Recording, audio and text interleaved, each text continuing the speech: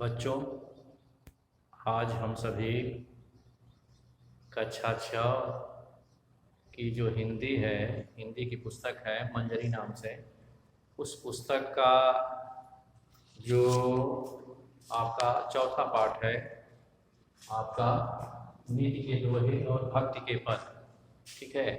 उस पाठ का जो तीसरा भाग है, इस तीसरे भाग में जो काव्य है वो रहीम के द्वारा लिखित है, उसका अध्ययन करेंगे।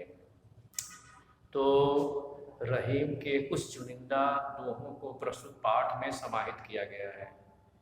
तो ये आवश्यक है कि जो ये काव्य है रहीम के, ठीक है, तो जो कवि इसके हैं अर्थात रचयिताकार जो हैं, उनके बारे में भी कुछ समझ लिया जाए। तो इस काव्य को शुरू करने के पहले मैं इसके जो रचयिताकार हैं रहीम, उनके बारे में आप लोगों को कुछ बता देना चाहता हूँ।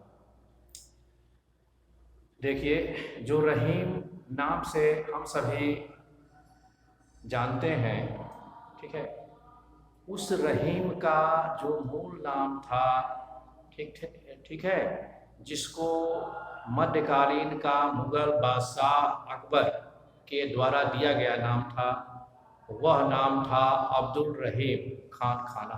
ये जो पदवी जो खान खाना की अकबर ने ही दी थी उसको, और उसकी योग्यता, क्षमता और सामर्थ्य के आधार पर अकबर ने अपने जो 9 रत्न रखे थे, उस 9 रत्नों में से जो अब्दुल रहीम खान खाना को भी जगह दिया था। और जो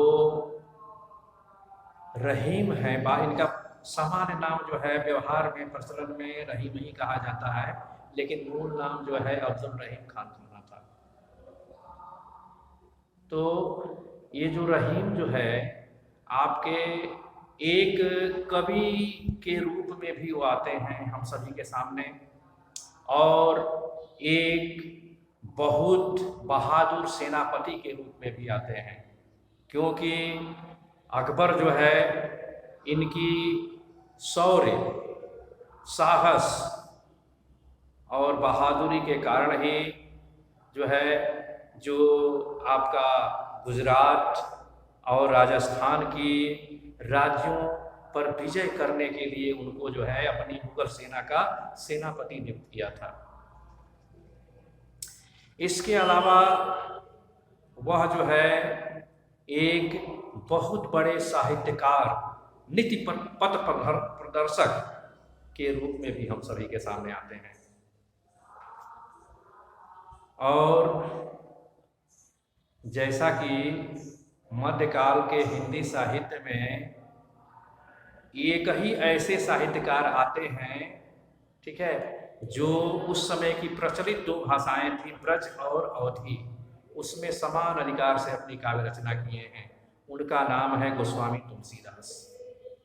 तो उन्हीं के समकालीन और उन्हीं जैसे या उनसे बढ़ करके योग्यता क्षमता रखने वाले आपके मुसलमान होते हुए भी हिंदू धर्म के जो विभिन्न देवी देवता हैं, खास रूप से कृष्ण भक्ति से संबंधित उन्होंने काव्य पाठ किया है। तो तुलसी के समान यह भी ब्रज और अवधी में अपनी रचनाएं किए हैं। और इनकी रचनाओं के बारे में कुछ हम बता दें। देखिए, ये जो है इनके पिता जो है आपके बैरम खां थे, जो अकबर के संरक्षक थे, लेकिन बाद में जो है दरबार में बैरम खां के खिलाफ नुक्ताचीनी के कारण जो है उनको जो है उनकी हत्या हो जाती है, ठीक है। इस पर मैं नहीं जा रहा हूँ कि वही कैसे हुई, किसने करवाया, ठीक है। उसके बाद जो है जो अकबर है रहीम को अपने पुत्र के समान जो है उसको पाला पोसा बड़ा किया, पाल पोस करके बड़ा किया, और अच्छी शिक्षा के लिए वह अच्छे गुरुओं को भी जो है के संरक्षण में भी भेजा। इसी कारण जो है रहीम जो है आपके अरबी, फारसी, उर्दू जैसी भाषाओं के ज्ञाता होने के साथ साथ संस्कृत, हिंदी और विभिन्न धार्मिक ग्रंथों के भी ज्ञाता थे। और देखिए, आप लोगों को तुलना के रूप में बता दें तुलसी और इनकी। तुलसी ने आपका बरवे रामायण लिखा है, बरवे छंद में। तो उनसे प्रेरणा लेते हुए एक मुसलमान कवि हो, मुसलमान होते हुए वह जो है आपकी श्रृंगार परक रचना के रूप में वह जो है बरवे छंद में आपकी रचना कर दिए, ग्रंथ लिख दिए। उस ग्रंथ का नाम है, क्या है, तुलसी ने लिखा है आपका जो है बरवे रामायण, और इन्होंने लिखा है बरवे नायिका भेद। क्या लिखा है? बरवे नायिका भेद। नायिकाओं का, दिल्ली में जो विभिन्न अवस्था की जो नायिकाएं रहती हैं उनके जो हाव भाव चरित्र की क्या विशेषता होती है उसको इन्होंने श्रृंगार परक रचनाओं में लिखा है। इसके बाद वह जो है अच्छे ज्योतिष के ज्ञाता भी थे। ठीक है, इनकी जो है खेत कौतुक नाम की एक काव्य रचना है। इसमें इन्होंने ज्योतिष से संबंधित अपने भावों को व्यक्त किए हैं। इसके अलावा कृष्ण भक्ति से संबंधित भी इनकी एक रचना है मदनाष्टक। इसमें कृष्ण की जो आठों पहर की जो है आपकी जो लीलाओं का वर्णन है। देखिए, ये कम बात नहीं है कि अपने धर्म को छोड़ करके दूसरे धर्म की जो विभिन्न देवी देवता हैं उनके गुणगान में काव्य रचना करे। तो ऐसे मुसलमान कवियों से प्रभावित होकर के आपके 19वीं शताब्दी के प्रख्यात जो है सचेतक और आधुनिक साहित्यकार के रूप में अपने को स्थापित करने वाले भारतेंदु हरिश्चंद्र ने इन, जैसे आपके जो है रसखान के नाम से सैयद इब्राहिम जो थे, रसखान नाम से काव्य रचना किए हैं, और ये आपके अब्दुल रहीम खान खाना जो है कृष्ण भक्ति से संबंधित काव्य रचना किए हैं। तो ऐसे मुसलमान कवियों से प्रभावित होकर उन्होंने हिंदुओं को जो है प्रेरणा दिए हैं कि इन मुसलमान हरिजनन को कोटिन हिंदू वारिये। ठीक है, उनकी प्रशंसा किए हैं कि ऐसे मुसलमान कवियों से हिंदुओं को प्रेरणा लेनी चाहिए। और बाद में जो है आपका ये जो अकबर था, अपना अकबर जीते जी रहीम को हर तरह से संरक्षण, सुविधा और दुख परेशानियों से बचाया। किंतु उसके मरने के बाद उसका जो पुत्र सलीम हुआ, जो हिंदी ये कहते हैं, ये जो है मध्यकालीन भारतीय इतिहास में सलीम जो है जहांगीर के नाम से अगला शासक होता है अकबर के बाद। वह जो है आपको अपने पिता के समान जो है संरक्षण नहीं दे पाता है। अन्य दरबारियों के जो है नुक्ताचीनी और गलत सही सिखाने से वह जो है अपने दरबार से निकाल देता है, और फिर जो है उनको बहुत ज़्यादा दुख और गिलानी होती है। फिर जो है जो कृष्ण भक्ति से संबंधित जो भी स्थान है, द्वारिका, उसके बाद मथुरा, ब्रज जाते हैं और वह जो है कृष्ण भक्ति की से संबंधित रचनाएँ करते हैं। और उन्होंने ये सीख दिया है कि जिसको अपने जीवन में सबसे ज़्यादा दुख परेशानी मिलती है तो वही व्यक्ति सबसे ज़्यादा अनुभवी होता है और समाज के लिए भावी सीख भी देता है।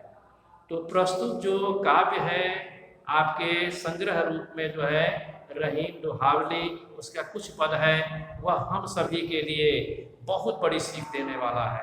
तो शुरू करते हैं काव्य का। देखिए पहला, वे रहीम नर धन्य हैं पर उपकारी अंग, बाटन वारे को लगे जो मेहंदी को रंग। हाँ देखिए, इसमें जो है उपकारी अंग अर्थात दूसरे के भलाई करने वाले हाथ, शरीर। बाटन वारे अर्थात जो हमारे पास है और दूसरे के पास नहीं है, दूसरे को आवश्यकता है तो हम उसको सहर्ष दे दें दूसरे की भलाई के लिए, इसको बाटन वारे के रूप में यह शब्द प्रयुक्त हुआ है। तो ऐसा अगर कोई जो है दूसरे की भलाई अच्छी सोच के साथ दूसरे के कल्याण के लिए करता है तो उसको यश या सम्मान ऐसे ही प्राप्त होता है जैसे अगर कोई जो है अपने हाथों में मेहंदी लगा दे तो हाथों की सुंदरता बढ़ जाती है। ठीक है, उसी प्रकार से जिन हाथों से वह दूसरे की भलाई करता है तो उसके हाथ भी मेहंदी के रंग जैसे सुंदर और आकर्षक, अर्थात वह व्यक्ति जो है बड़ा यशस्वी हो जाता है। ठीक है, इन्हीं बातों को बताए हैं। देखिए, वे रहीम नर धन्य है परोपकारी अन्न बाटन वाले, को लगे जो मेहंदी को रंग।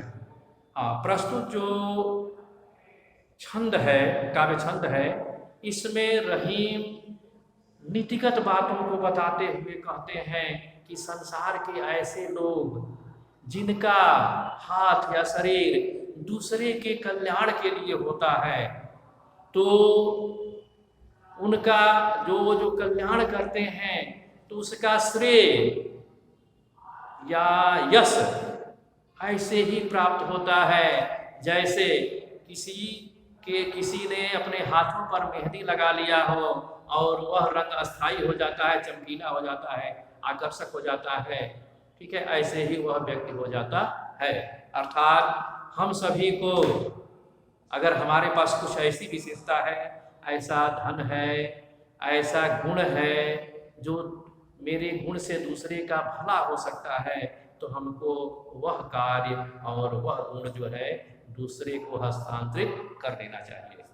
तो इससे आपकी मेहंदी के समान श्रेष्ठ अच्छे लगने वाले गुण का ही प्रसार होगा। अब इस काव्य का जो है आप काव्य सौंदर्य देखिए। काव्य सौंदर्य के दो पक्ष होते हैं।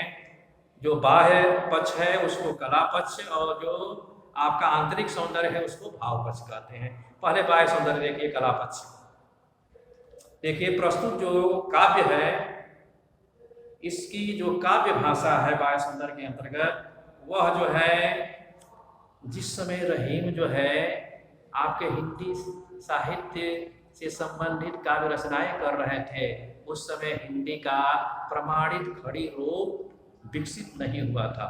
उस समय तद्भव शब्द की ही बहुलता रहती थी। इसलिए प्रस्तुत जो काव्य है रहीम के द्वारा लिखित, इसमें आम बोलचाल के शब्दों के साथ तद्भव के शब्द भी भरे हुए हैं। इसके बाद अलंकारों की जहाँ तक बात है, देखिए नीचे की पंक्ति में ज्यों मेहंदी के रंग, यह जहाँ पर जिस काव्य में ज्यों जैसे इत्यादि शब्द आता है वहां पर उपमा अलंकार हो जाता है। ठीक है, तो यहाँ पर क्या है, ज्यों मेहंदी के रंग में आपका उपमा अलंकार है। इसके बाद पूरे काव्य में अनुप्रास अलंकार भी है, और जैसा कि हम बता चुके हैं, पहली पंक्ति में जो बात कही जाती है उसका समर्थन दूसरी पंक्ति से किया जाता है, तो वहां पर दृष्टांत अलंकार होता है। इसके अलावा एक और है काव्य अलंकार, काव्यलिंग अलंकार। इसमें जो पहली पंक्ति दूसरी पंक्ति में जो है बिंब प्रतिबिंब का भाव है वहां, इसलिए यहाँ पर काव्यलिंग अलंकार भी है। अब इसका जो है भाव पक्ष देखिए। प्रस्तुत जो काव्य है उसमें आपका जो काव्य गुण है वो प्रसाद काव्य गुण है। प्रसाद काव्य गुण वहाँ होता है जहाँ पर कविता में जो शब्द प्रयुक्त होते हैं वो बहुत सरल होते हैं, और एक बार देखिए उसका अर्थ बड़ी आसानी से समझ में आ जाता है, तो वहाँ प्रसाद गुण होता है। इसके बाद जहाँ पर काव्य शब्द शक्तियों की बात है, उसमें आपका अभिधा के साथ लक्षणा शब्द शक्तियाँ भी भरी हुई हैं। इसके बाद अंत में आपका काव्य रस, तो प्रस्तुत काव्य में आपका शांत रस बड़ी सहजता और सरलता के साथ प्रयुक्त हुआ है। यहीं पर यह वीडियो समाप्त होता है। नेक्स्ट वीडियो में हम आप लोगों से मिलेंगे। धन्यवाद।